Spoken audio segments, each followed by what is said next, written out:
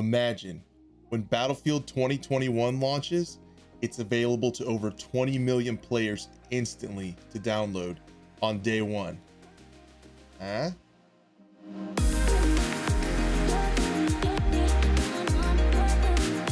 What's up, guys? It's Crash, and I want to talk about the distinct possibility of Battlefield 2021 releasing day one on Xbox Game Pass and what that would mean for the game and what that would mean for gaming subscriptions in the future. So what this all stems from is the Xbox Era podcast. Now, this is a podcast where some industry insiders get together and they talk about Xbox.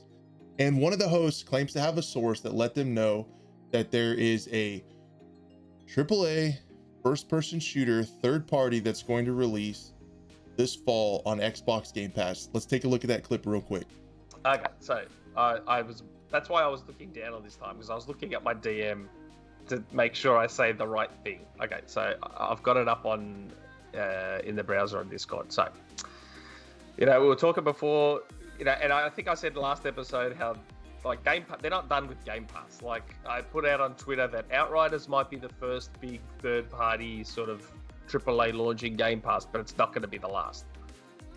So, okay, here's what I can say. So, there's a certain third-party AAA first-person shooter that is highly likely to be launching in Game Pass this fall. Now, remember, I've said before, I'm not a smart person. I'm a bit of a dumb see you next Tuesday. Like my sources are the ventriloquists. I'm just the dummy. Okay, that's a good analogy. I'm with you. They tell me what I can say, how I can say it, word for word. I run it past them. There is a third-party AAA first-person shooter that is very highly likely to be launching into Game Pass later this fall. So let's think about this a little bit based on what they said. So basically, 3 AAA shooters come to mind that are going to release supposedly this year. You have the next Call of Duty, you have the next Battlefield, and you have Halo Infinite. So let's take a look at those 3 titles and think about the possibilities of if that's going to be on Game Pass.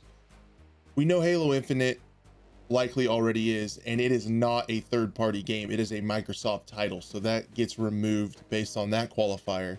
And then you're left with Call of Duty and Battlefield. And Call of Duty has traditionally been PlayStation exclusive and gets PlayStation content sooner with certain game modes and things like that. That is set to continue this year.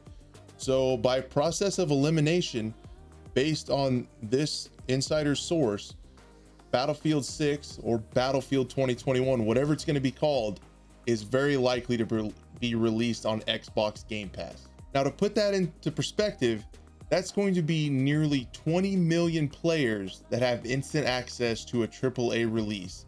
Now, if you've already paid up in your subscription, you're probably going to try it out. So there's a very good chance we see the highest concurrent player numbers we've ever seen in a Battlefield, because usually when a game launches, we get really excited about, a couple 100,000, 400,000 players, maybe closing in on 1 million on huge games when the new Call of Duty comes out. But we're talking 20 million players that have already paid for a service on Xbox and PC. That makes sense that they're going to try it. I mean, if you're paying for a subscription already and a game comes out that's that hyped up and that high of production quality, you're going to try it out. So we could see some massive player numbers when this game launches. Now, what does that mean? That means DICE and EA have to nail this because we want to retain those players. We don't want a buggy, unbalanced launch that everyone hates and they leave, because a lot of times you get one chance to make your impression on video game players. And if you fail that, they never come back because there are so many other games that they can have fun with. So they need to make a great first impression if they're going to have this many players right off the rip.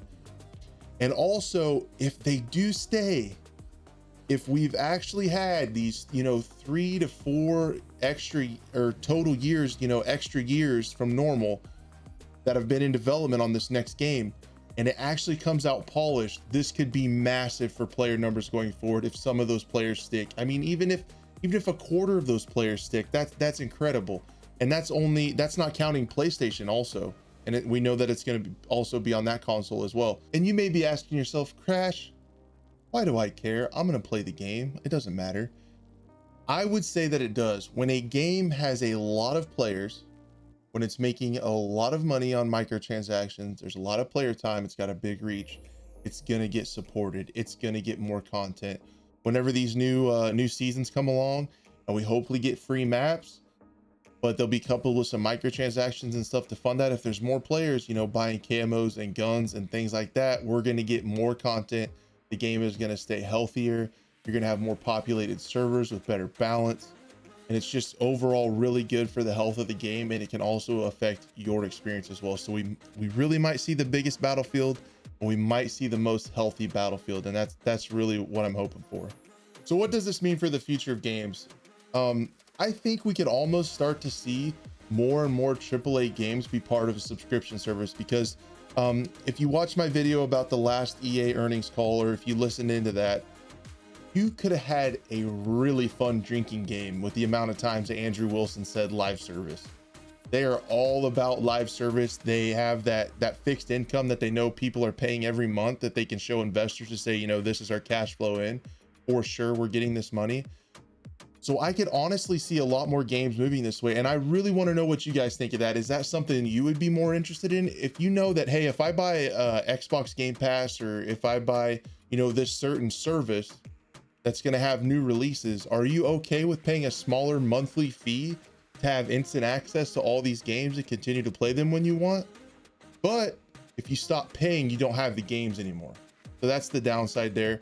I would really like to know what you think. If they start to add more AAA games to services like Game Pass, you think that's a better way to go than paying $60 every time a new game comes out? As always, guys, thank you so much for watching, and we'll catch you on the next one.